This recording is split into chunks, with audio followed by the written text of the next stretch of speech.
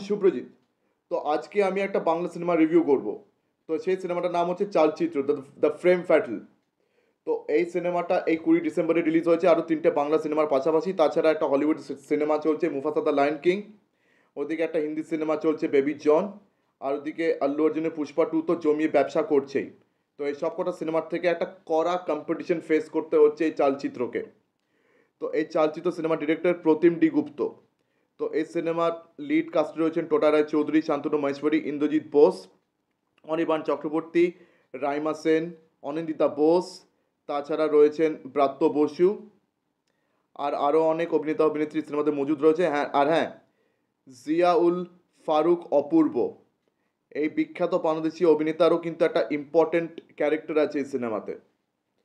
তো এবারে প্লটে চলে আসছি। তো এটা প্লট হচ্ছে চারটে পুলিশ ইন্সপেক্টরকে নিয়ে। তো চারটে পুলিশ ইন্সপেক্টরের রোলে রয়েছেন আমাদের টোটা রায় চৌধুরী, যার ক্যারেক্টারের নাম কনিষ্ক চ্যাটার্জি। তো তিনি হচ্ছেন ডিসিপি, এদের সবার লিডার। তা তার নিচে কাজ করেন হচ্ছেন এই নাসির রহমান, যার রোলে দেখতে পাচ্ছি অনির্বাণ চক্রবর্তীকে। তাছাড়া দুটো জুনিয়র অফিসার রয়েছেন। তো এখানে একজনের নাম হচ্ছে বিশ্ব, যার রোল এখানে ইন্দ্রজিৎ বোস করছেন। আর শান্তনু মহেশ্বরীর ক্যারেক্টারটার নাম হচ্ছে রিতেশ কুমার। তো এদের হাতে একটা সিরিয়াল কিলিংয়ের কেস আসছে।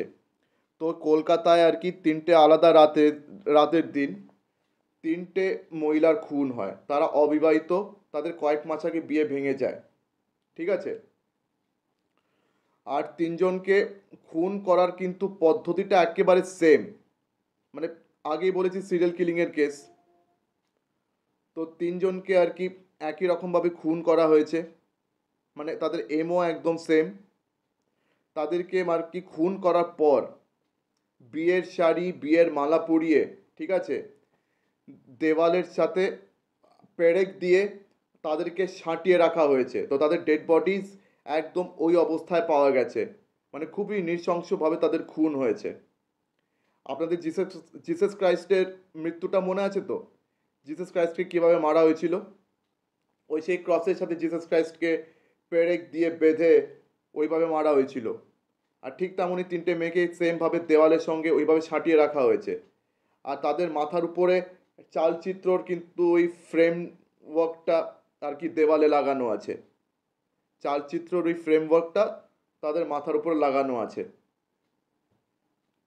মানে এইভাবে তাদেরকে মারা হয়েছে। তা এখন এরকম একটা ভয়াবহ কেস দেখে টোটা রায় চৌধুরী মানে কনিষ্ক চ্যাটার্জি তিনি মানে ট্রমা ফেস করছেন। তো 12 বছর আগে আমরা জানতে পারি যে 12 বছর আগে তিনি এই সেম এই প্যাটার্নের আর কি মার্ডার কেস তিনি সলভ করেছিলেন।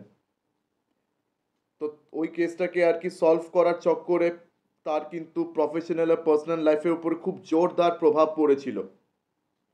তো সেই কারণে তাকে অনেক মেন্টাল ট্রমা দিয়ে যেতে হয়েছিল, তাকে অনেক মানে সাইকোলজিক্যাল ট্রমা ফেস করতে হয়েছিল। মানে একদিকে পিটিএসডি তার হয়েছিল, পোস্ট ট্রমাটিক স্ট্রেস ডিসঅর্ডার। তো আজকেও কিন্তু এই পিটিএসডি তাকে তাড়া করতে থাকে। তার কিন্তু রাত্রে ভালোভাবে ঘুম হয় না। এমনকি তার স্ত্রীর সঙ্গে তার সম্বন্ধ ভালো না। তার স্ত্রীর রোলে এখানে দেখতে পাচ্ছি রাইমা সেনকে। তো এখানে আর কি টোটা রায় চৌধুরী তার স্ত্রীর সাথে কিন্তু তার মানে সম্পর্ক খুব একটা ভালো যাচ্ছে না।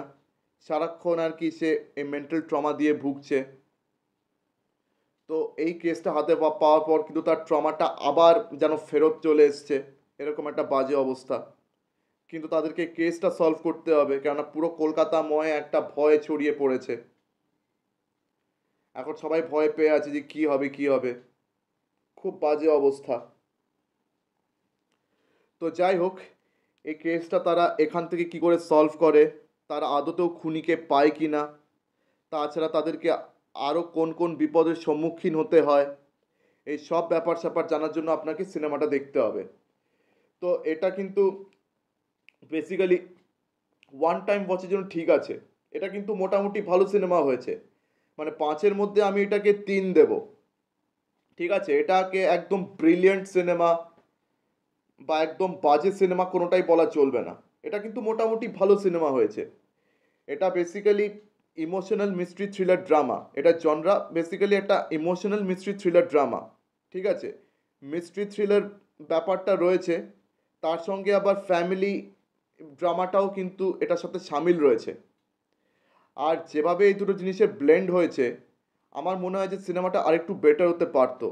অবশ্য প্রতিম ডি গুপ্তর প্রত্যেকটা সিনেমাই কিন্তু এই ধরনের হয়ে থাকে, তবে তিনি মিস্ট্রি থ্রিলার ড্রামার এই জনরাটাকে প্রথমবার এক্সপ্লোর করেছেন। তিনি এর আগে আরও অনেক বিভিন্ন জনরা নিয়ে কাজ করেছেন, কিন্তু ওনার প্রত্যেকটা সিনেমাতে কিন্তু ওই ফ্যামিলি আর একটা ইমোশনাল ড্রামা, এই জিনিসটা কিন্তু প্রতিম ডি গুপ্তর প্রত্যেকটা সিনেমায় থাকে। আর আমার যা মনে হয় যে তার প্রত্যেকটা সিনেমায় যে ইমোশনাল ড্রামাটা, তার কিন্তু একটা উইক পয়েন্ট হয়ে দাঁড়ায়। তার যে ইউনিক কনসেপ্টসগুলো থাকে, একদম খুব হাই কনসেপ্টসগুলো থাকে, সেগুলোকে কোথাও না কোথাও একটু আর কি নামিয়ে দেয়, সেগুলোকে কোথাও না কোথাও একটু মানে ঝুলিয়ে দেয়। মানে এই ফ্যামিলি ড্রামা এই ব্যাপারটাকে যদি তিনি নিজের সিনেমা থেকে বাদ দিতে পারতেন, তাহলে কিন্তু এই সিনেমাটা আর ভালো দাঁড়াতো। আর আমরা আজকে এমন একটা জমানায় বাস করছি যেখানে আমরা অনেক মিস্ট্রি থ্রিলার দেখতে পাচ্ছি। এমন অনেক মিস্ট্রি থ্রিলার আমাদের দেখা হয়ে গেছে যেখানে কিন্তু ফ্যামিলি ড্রামার উপরে খুব একটা ফোকাস করা হয়নি। ফ্যামিলি ড্রামার উপর খুব একটা ফোকাস না করে একদম ডিরেক্টলি এই খুন খুন কীভাবে হচ্ছে, এই খুনিকে ধরার পদ্ধতি, এই ব্যাপারটার উপরে পুরো ডিরেক্টলি ফোকাস হয়েছে। তো এরকম প্রচুর সিনেমা যদি আপনারা দেখে থাকেন, তাহলে আপনাদের চালচিত্র সিনেমাটা কিন্তু ওই মোটামুটি ভালো লাগবে, মানে খুব দারুণ লাগবে তা কিন্তু না। তো এই সিনেমাটা আমার কিন্তু খুব একটা দারুণ লাগেনি, মোটামুটি লেগেছে সেই অর্থে। তো আমারও তাই মনে হয় যে যদি এই ফ্যামিলি ড্রামাটাকে যদি এই সিনেমাতে যদি একটু কমানো যেত, বা যদি ফ্যামিলি ড্রামাটাকে না রেখে যদি পিওরলি যদি একদম মিস্ট্রি থ্রিলারটার উপরে ফোকাস করতে পারতো, তাহলে হয়তো সিনেমাটা আরও ভালো দাঁড়াতো। নাহলে কিন্তু এমনিতে স্ক্রিন প্লে কিন্তু খারাপ হয়নি, স্টোরি কিন্তু ভালোই লেখা হয়েছিল। আর তাছাড়া এই খুনটা সলভ করার পদ্ধতি, এটাও কিন্তু বেশ ভালোভাবেই লেখা হয়েছে। আর অ্যাক্টিং পারফরমেন্সেস কিন্তু সবারই ভালো হয়েছে, ঠিক আছে, সবারই ভালো হয়েছে, ঠিকঠাক অ্যাক্টিং পারফরমেন্সেস হয়েছে। এই সিনেমাটা আপনারা চাইলে কিন্তু একবার আর কি হলে দেখতে পারেন। মানে আপনাদের মধ্যে যা যা আর কি মিস্ট্রি থ্রিলার খুব একটা দেখেননি, তাদের এই চালচিত্র বিশাল দারুণ লাগতে পারে। আর যারা কিন্তু অনেক ধরনের মিস্ট্রি থ্রিলার্স দেখেছেন, তাদের কিন্তু চালচিত্র সিনেমাটা কিন্তু মোটামুটি লাগবে। মানে আমি আমার অনেস্ট ওপিনিয়ন দিচ্ছি, আপনাদের মতামত আলাদাও হতে পারে। তো আপনাদের মধ্যে যারা যারা অলরেডি এই সিনেমাটি দেখে ফেলেছেন, আমাকে অবশ্যই কমেন্ট সেকশনে জানাতে ভুলবেন না। আর যা যা দেখেননি, আগেই বলেছি, যদি আপনারা মিস্ট্রি থ্রিলার্স খুব বেশি দেখে থাকেন, তাহলে এই সিনেমাটা আপনাদের হয়তো মোটামুটি ভালো লাগতে পারে। আর যদি আপনারা খুব একটা মিস্ট্রি থ্রিলার না দেখে থাকেন, তবে আপনাদের এই সিনেমাটা দারুণ লাগবে, এটা নিয়ে কোনো সন্দেহ নেই। তবে হ্যাঁ, এই যে বাংলাদেশি অ্যাক্টরকে নেওয়া হয়েছে, জিয়াউল ফারুক অপূর্ব, মানে খুব নাম করা বাংলাদেশি অভিনেতা, ওনাকে নেওয়া হয়েছে যাতে বাংলাদেশের সিনেমাটা মার্কেটিং হতে পারে। নাহলে ওনার রোলে কিন্তু যে কোনো বাঙালি অভিনেতাকে, আমাদের পশ্চিমবাংলার যে কোনো অভিনেতাকে কিন্তু তার রোলে নেওয়া যেত। এমন না যে নেওয়া যেত না, অবশ্যই নেওয়া যেত, কিন্তু ওনাকেই পার্টিকুলারলি নেওয়া হয়েছে যাতে এই সিনেমাটা বাইরে আর কি বাংলাদেশে এটা যাতে প্রমোশন হতে পারে। তো দেখা যাক এই সিনেমাটার এবারে এন্ড রান কীরকম হয়। প্রতিম ডি গুপ্তর সিনেমা যে একদম দারুণ ব্লকবাস্টার হয় তা কিন্তু নয়। তো প্রতিম ডি গুপ্তর সিনেমার কিন্তু এটা একটা উইক পয়েন্ট থাকেই, যে মানে তার প্রত্যেকটা সিনেমাতে ইমোশনাল ফ্যামিলি ড্রামাটা মাঝে মাঝে এত বেশি থাকে যে ওটার কারণে কিন্তু সিনেমার যে আসল ফ্লেভারটা, যে সিনেমার যে মানে আসল কনসেপ্টটা, সেটা কিন্তু একটু হলেও কিন্তু মানে নিচে নেমে যায়। এক্সিকিউশনটা বেটার হতে পারতো এটারও। তো যাই হোক, তো এই হচ্ছে আমার অনেস্ট ওপিনিয়ন। তো আপনাদের মধ্যে যাদের যা মানে আপনাদের কীরকম লেগেছে, যা যা দেখেছেন আগেই বলেছি, কমেন্ট সেকশনে আমাকে অবশ্যই জানাবেন। তো আমার ভিডিওটা আমি আপাতত এখানেই শেষ করলাম। আমার ভিডিও ভালো লেগে থাকলে অবশ্যই লাইক করুন, বেশি বেশি করে আমার ভিডিওটি শেয়ার করে দেবেন। আর হ্যাঁ, আমার চ্যানেলটিকে অবশ্যই সাবস্ক্রাইব করতে ভুলবেন না। তো আজকের দিনের মতন টাটা, চোখ রাখুন পরবর্তী ভিডিওতে। ধন্যবাদ।